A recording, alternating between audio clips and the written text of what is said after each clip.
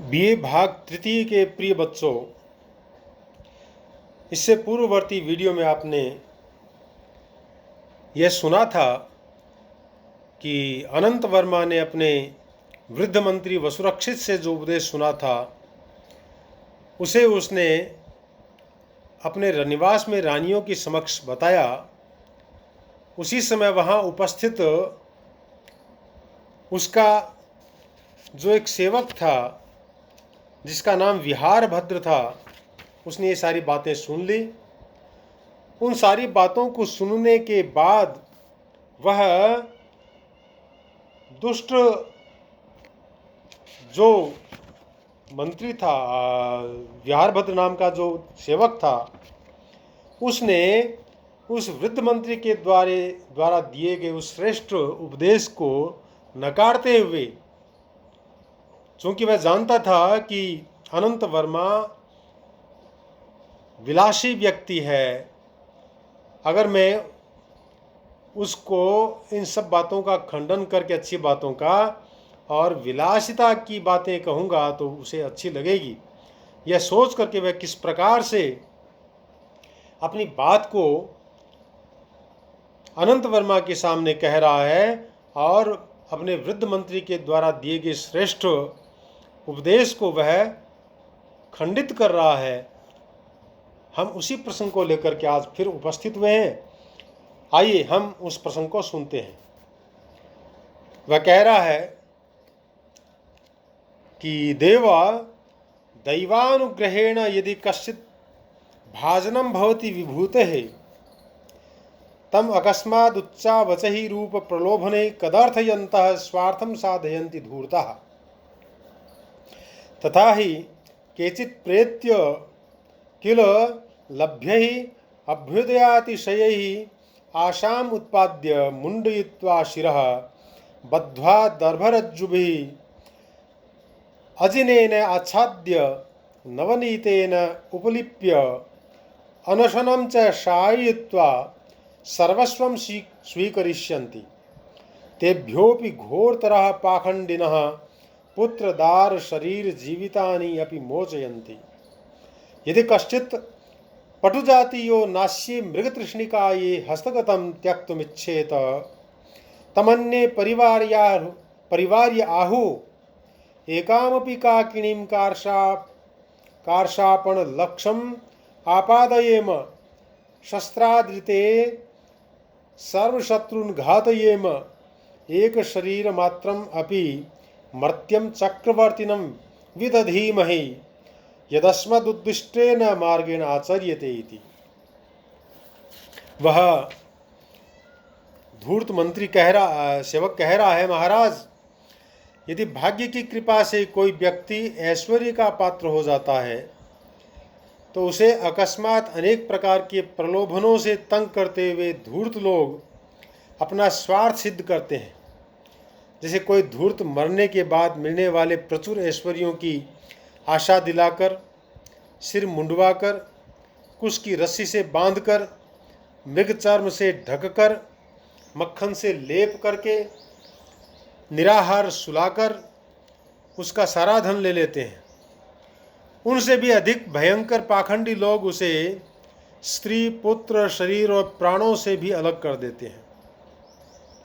यदि कोई चतुर सदृश व्यक्ति इस मृगतृष्णा यानी मिथ्या आशा के लिए अपने हस्तगत धन को नहीं छोड़ना चाहे तो उसे दूसरे यानी राजनीतिज्ञ लोग घेर कर कहते हैं, यदि हमारे बताए हुए मार्ग से चला जाए तो हम एक काकिनी को लाख कारशापण बनवा सकते हैं, बिना शस्त्र के भी शत्रुओं का संहार कर सकते हैं और केवल शरीर मात्र धारण करने वाले पुरुष को भी चक्रवर्ती राजा बना सकते हैं।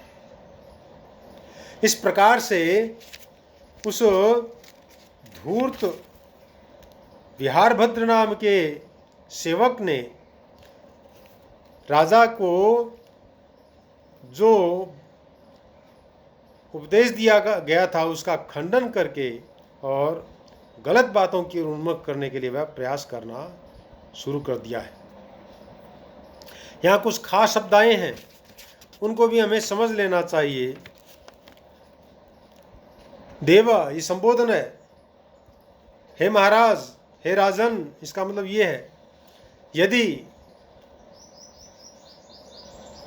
दैवानुग्रहेण, यदि भाग्य के अनुकूलन से, दैवानुग्रहेण का मतलब है देव यानी भाग्य, दैव है, उसके अनुग्रह से यानी उसकी कृपा से, दैवस्य अनुग्रह इति दैवानुग्रह, तेन इति दैवानुग्रहेण, देव की कृपा से।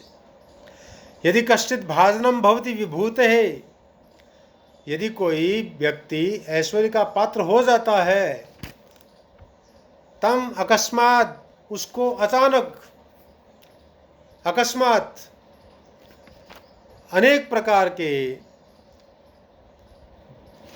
जो प्रलोभन है उनके द्वारा, उच्चावच ही, ऊंचे नीचे अर्थात विविध प्रकार के, उदंचिच अवांचिच इति उच्चावचानि मयूर व्यंशकादि तत्पुरुष समासया।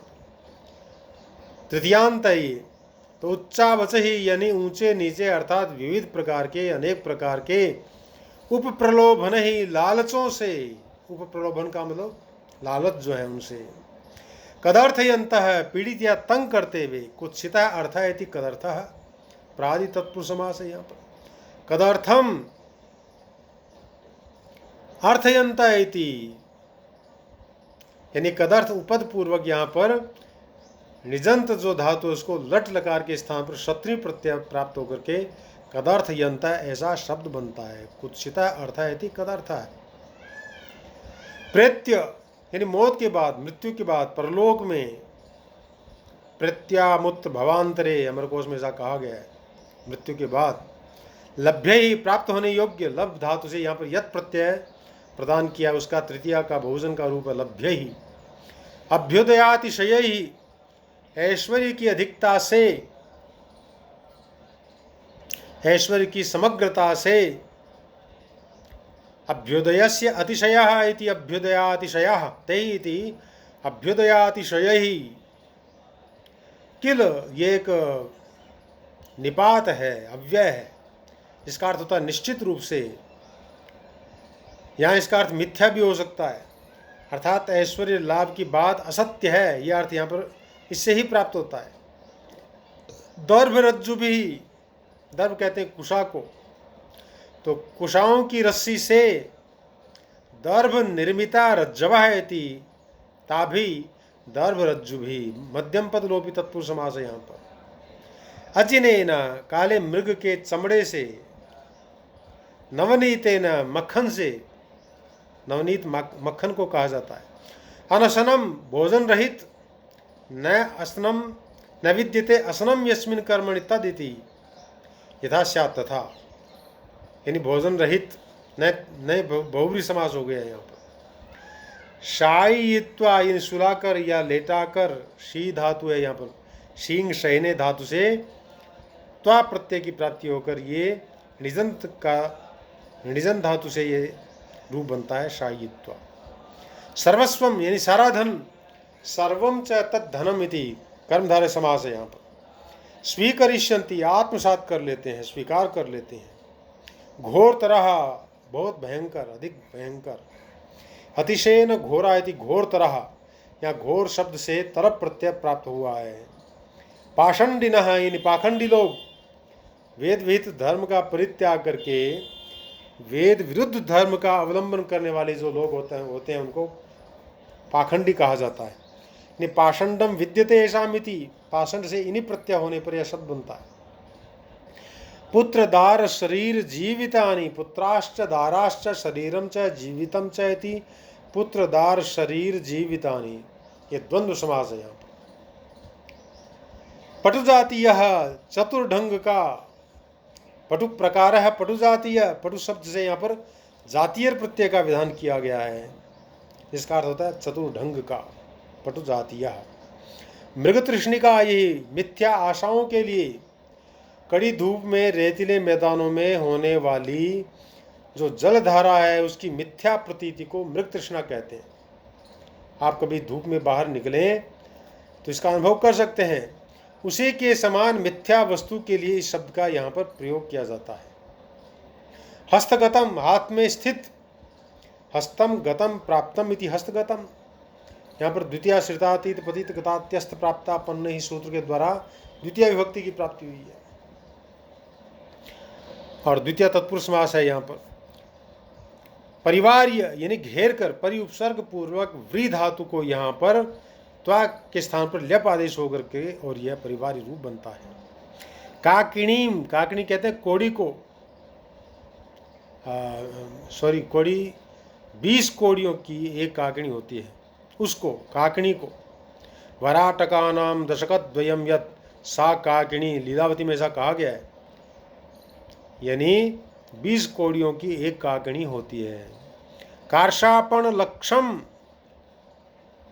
यानी 16 पण का मतलब पैसा, तो 16 पैसे का एक कार्षापण होता है, उसका 1 लाख। कार्षापण लक्षम, कार्षापण है कार्षिके स्यात् पण कोश के पिचायती, आपादये में प्राप्त करा दें, बनवा दें, या उपसर्ग पूर्वक पद धातु से लिंग लकार में मस प्रत्यय की प्राप्ति होने पर यह क्रियापद बनता है। शस्त्रात रिते, बिना शस्त्र के, यहाँ रिते के योग में पंचमी की प्राप्ति हुई है अन्यारादि इत्यादि सूत्र के द्वारा।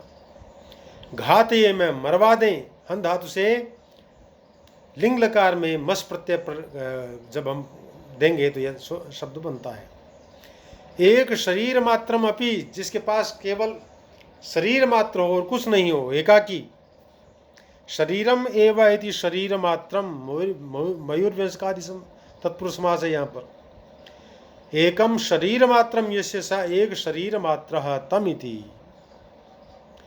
विदधीमहि, कर दें, यह क्रियापद है। वि उपसर्ग पूर्वक धा धातु को लिंग लकार में मही प्रत्यय की प्राप्ति होने पर यह शब्द बनता है। अस्मद उद्दिष्टे न, हमारे कहे हुए। उद्दिष्ट शब्द जो है उसमें उद उपसर्ग है, दिष्ट धातु है, उसे तय प्रत्यय करते हैं तो उद्दिष्ट शब्द बनता है। उद्दिष्टः, अस्माभि उद्दिष्टा इति तृतीय तत्पुरुष समास है। तेन इति अस्मद उद्दिष्टेन, हमारे द्वारा कहे गए। तो इस प्रकार से प्रिय बच्चों, इस गद्यांश में जो विहारभद्र नाम का दुष्ट सेवक है वह अनंत वर्मा नामक राजा को भ्रमित करता हुआ अपना उपदेश प्रारंभ कर रहा है, अपना कथन प्रारंभ कर रहा है। अस्तु, हम आगे की बात को लेकर अग्रिम वीडियो में उपस्थित होंगे। तब तक के लिए जय तो भारतम, जय तो संस्कृतम।